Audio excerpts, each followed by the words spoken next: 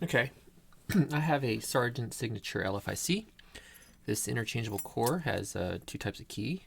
One being the operating key, which operates like any normal lock, but does not interact with that control lug at all.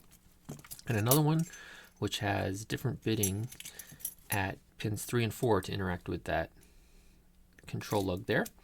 And the purpose of that is to be able to change the whole lockout of a door. So that lug will retain the lock in the door, and you retract that and it'll pull it out. So with this key, you can't turn more than that, so you can't unlock the door with it, but you can just remove the whole lock. So I'll go ahead and throw this in a vise. Like that. Oh, my display is different. I hope this records okay. The display is different on the screen right now. Well, we'll hope for the best. If not, I'll fix it afterwards for the next video. All right, let's get some manual focus on this. There we go. And we'll go ahead and get a tensioner. We'll try for control first, so we'll go counterclockwise. That's the only way that the control lug will retract. Clockwise it won't. And I use this hook 1 to get under the pins. They're pretty low. Pin 2 I already feel binding. Pin 1 a little bit. So I lift them up a little bit, but the hook 1 can't get high enough to set those pins easily. So I'm going to switch to this hook 5. Click from pin 2. Pin 1 is binding. And you can see just how high I have to go. All right, click from pin 1, a little bit of plug rotation. So we'll go back to the hook 1 to get under the pins.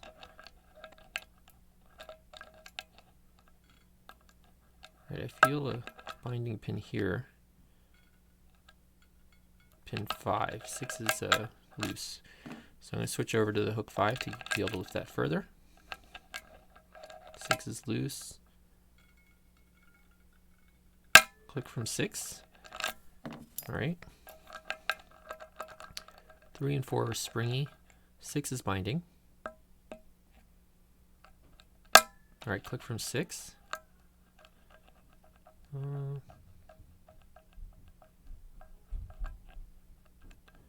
3 seems to be my binder, perhaps.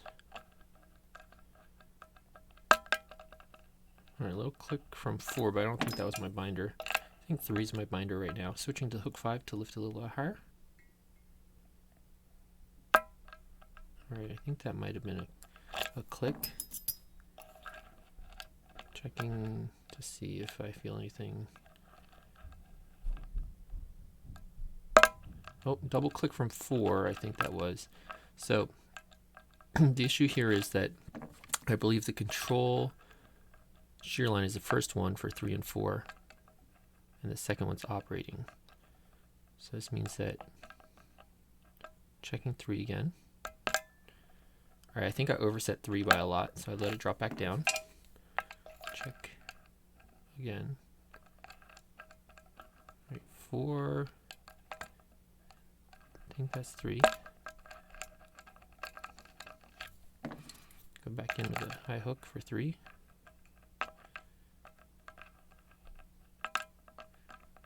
Like 3 is probably set. Let's check 4.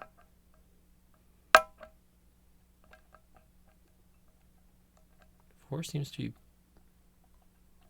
be binding. Doesn't seem to be. Okay, I got a little click from 4 there, and a little bit of plug rotation. I'm not sure if that's enough plug rotation. Usually I get a lot when it's time to work on the sidebar. I'm going to put in this Z bar here just to give me a little bit more lift so that my flag can reach the side pins. So I'll go in. I'll start with the left since we're going counterclockwise. It's going to be left pins first. 3 and 4 I felt tiny little clicks from. Pin 1. All right. I got some major rotation. So the left sidebar is set. I don't think I talked about what pins are in here. I'll cover that in a second. Right side, I'm going after pin 3 on the right side. I think I got to click there. Pin 2 on the right side. Got some more plug rotation. Pin 1. Even more. And we're at operating. So there are 2 sidebars on the bottom of this. There are 4 pins on the right but the back 3 interact with that sidebar, and there's 4 pins on the left where the back 3 interact with that sidebar. These pins push towards each other very close, so you can only fit a thin pick between them. And there are 6 standard pins along the top of this. So right now we have operating. We can see it's stuck. It can't turn further. And what's happened is that I believe the left sidebar is probably dropped down in the right sidebar groove. So to turn it further, you'd need to pick the left sidebar again, I would believe. So a little click from 2 on the left side. Check 1. Indeed, there we go. And you can see we can go further. And we're going to run into the same problem locking it up. See?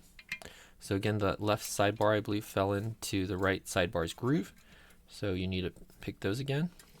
So I'm going to write 2-0, 3-0, 1-0. All right, maybe I didn't have enough, I wasn't turning it hard enough to cause the sidebar to bind the pins. All right, so we're locked again.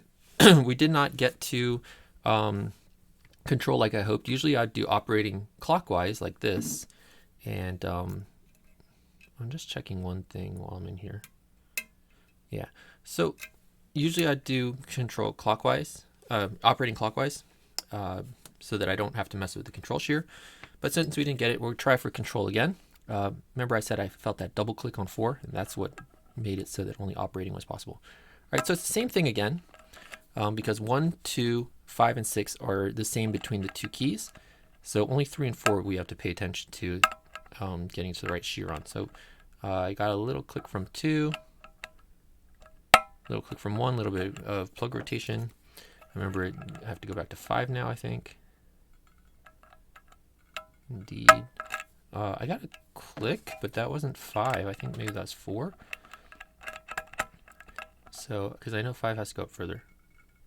I think that was my click from 5, and the fact that I can't get under 6 means that 6 is binding, so that's right. All right, I got a little click from 4. I want to be careful not to get him up further. Oh, slipping off of 6. Got a click from 6 and some little bit of plug rotation. I want to check 3. All right, I lifted 3 and I got some more plug rotation. So I think we're sidebar time. Let's check.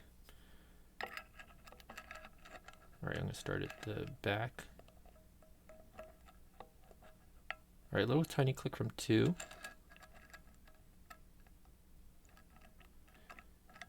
Although 1 doesn't seem to be binding.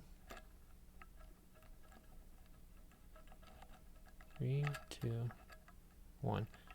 I'll check the right side, even though it's the left side that should bind first. And I'm getting nothing from the right side, just springy pins. So maybe I didn't get one of those top pins quite to the shear line, or they're on different shear lines from each other. So checking 3. 3's stuck pretty tight. And 4. 4's stuck pretty tight. So the only thing I can think of, we'll check the sidebar one more time, but what I'm thinking is that I've gotten the 3 and 4 to different shear lines from each other. One's at the operating, one's at control. But I'll double check the sidebar one more time. Click from 2 again. That's interesting because, oh no, see, got the left sidebar, and we turned a little. So now I'm going to check the right sidebar. Click from 3. Click from 2 and a little bit more plug rotation. Check 3 again, 2 again, and 1. Okay, I think that might be open. Let's see. Indeed, nothing on the left. I'll show you guys that. If I let go of this, will I? I'll drop back out now. Okay, so here we go. You can see that indeed the control lug has been retracted, so it's picked to control right now. So we can go ahead and lock that up again. And we'll take a look inside. Let's get some autofocus on again. There we go. And get some tools here. All right, so first we want to remove this clip from the back.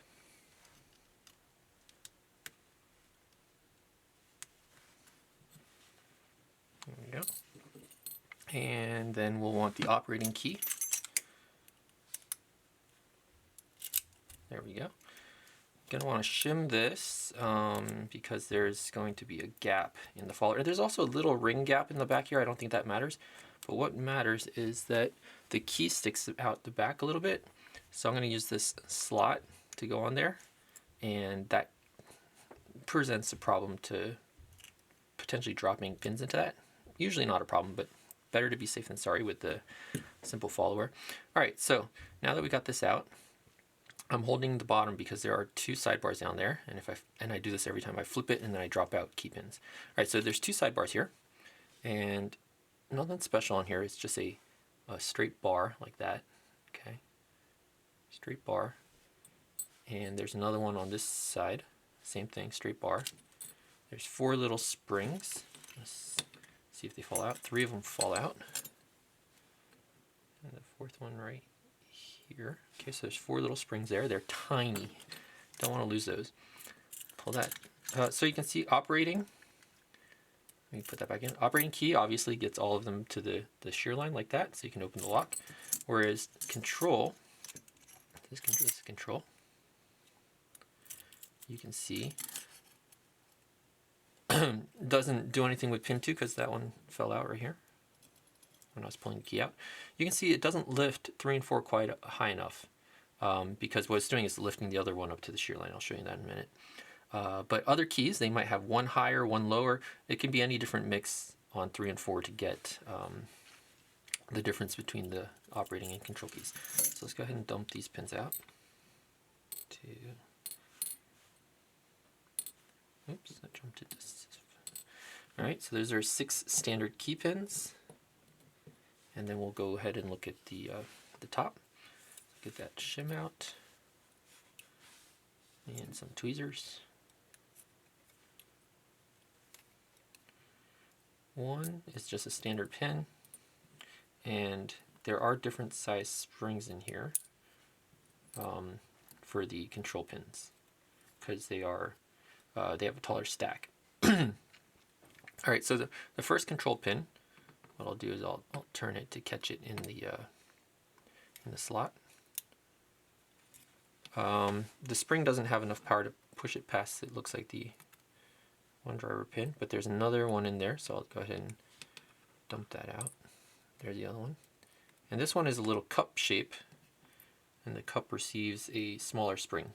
So that's what produces your two shear lines, or your two, those are the pins that interact with your two shear lines. That's not what produces the shear lines. All right, the next one, drop that down. Okay, so there's the first pin that touches the key pin, and then the second one doesn't want to come out. We'll get that in a minute, actually. We'll go from the other side.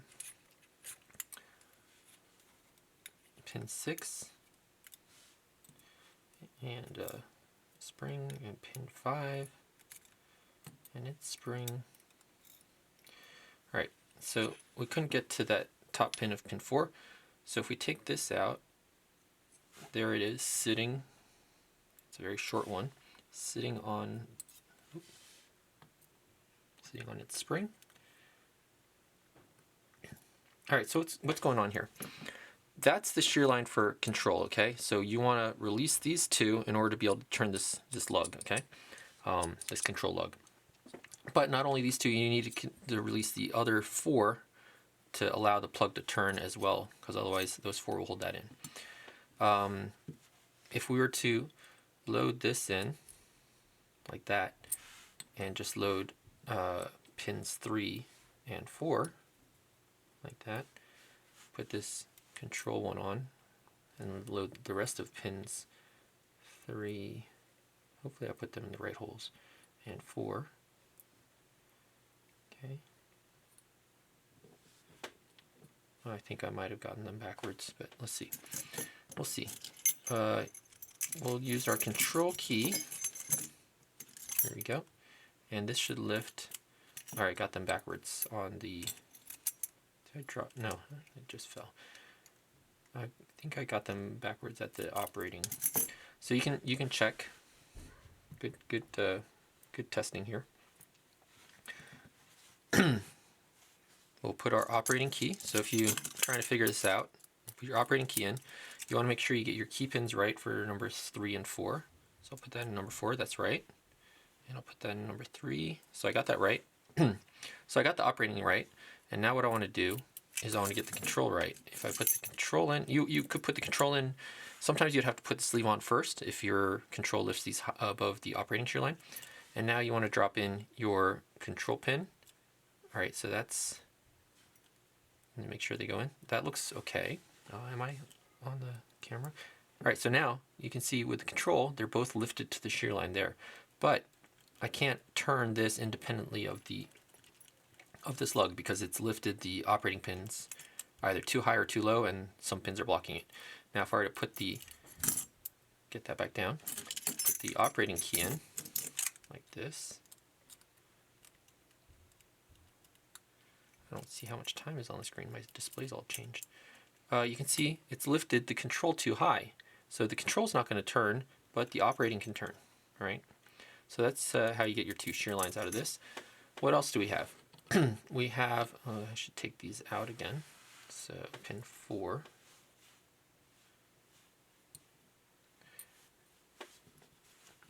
So those are the control pins, and then on top of it you got the driver. So pin 3. All right, what else we got in here? Inside the plug, I was doing these side pins. Now these side pins don't seem to come out at all, but when you push on them, they move inside here a little bit.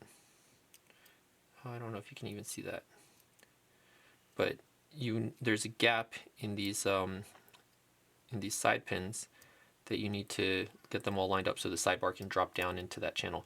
There is this pin up front, right up here, these two, and they don't interact with the sidebar. They're outside of the range of the sidebar. So the first pin up front here, yep, they do spring retract, but they don't seem to do anything. So it's just the back 3 after we read. In any case, let's take a closer look at what we got here.